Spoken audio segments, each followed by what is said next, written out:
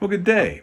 I hope you're feeling particularly blessed, and if not, well, perhaps that can change in the next few minutes. For when we explore the will of God for our lives, wonderful things can happen. Shall we begin? What do you want to be when you grow up? Do you remember being asked that question as a kid? Did you have a ready answer? For a while, I wanted to be a paleontologist. Quite a mouthful for a 4-year-old. I had 2 or 3 dinosaur books, and I could identify and even pronounce every creature in them. And when somebody asked me what I wanted to be, I would tell them, and then start naming all the dinosaurs I could remember. They were probably sorry they asked me. After my dinosaur infatuation was over, I answered that question differently. There are several options, as I recall, along the way. I hardly remember any of them, but I'm pretty sure that astronaut was in the mix. I remember sitting on my grandfather's knee in the early 60s as he confidently told me, "John, one day you're going to walk on the moon." Well, sorry, Gramps, didn't happen. Some of us are fortunate enough to fulfill those childhood dreams, but most of us have careers which are a far cry from what we imagined as kids. What do you want to be when you grow up? Why do we ask that question of our kids anyway? I think it has to do with the inherent ability of kids to hope and to dream. When we get older and settle into what we call real life, we tend to lose that capacity. Our hopes and dreams have been replaced by the necessities of the here and now. But kids don't have that issue as much as adults. And by asking a kid what his or her destiny might be, we get to live vicariously through their hopes and dreams, perhaps to recapture a bit of that magic for ourselves.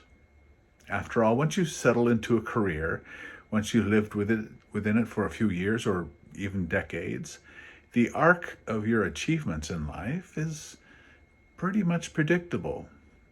The path you have taken has a foreseeable endpoint and result.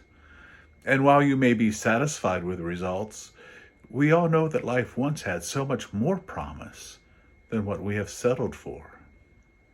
But for kids who have not been tied down by the decisions made in the past, their future is an open book, yet to be written, full of possibilities of all kinds.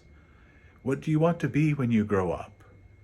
It's a question designed to spark the dreams and imaginations of people unbound by the choices they have made. Now, while time remaining and past choices may have set your career path in stone by now, why do we seem to act as if our spiritual path is somehow determined as well? Though your career may be winding down, your spiritual life is still an open book. No matter what your age, God can inspire you to do great things. Sure, your aspirations for your career may have withered on the vine, but what's to keep you from dreaming of what could be, what might be, what can be in your spiritual life? A child can envision all kinds of possibilities for the future. Why can't you envision what you can do for God in the time that He has given you? In John 3, Nicodemus wants to ask Jesus, "How can anyone be born after having grown old?" But you see, new life in Jesus is not determined by chronological age. Yes, the old can be born again with all the hopes, dreams, and aspirations of a child. Yes, perhaps your time on earth is limited, but eternity is unfolding before us all. It's a glorious future, and if you choose, you can start living it now. That can happen when you allow yourself to dream of what you and God can do together. Don't think you're too old to start an adventure with God, for when you look through the lens of eternity, you are just a youngster. Dreaming is not only for the young. Making a difference for God is not reserved for the physically youthful. Like a child, let God spark your imagination of what is possible with His help. When the prophet Joel foresaw the age in which we live, He said God will pour out his Spirit on all flesh. Yes, your children will see visions, but also your old will dream dreams.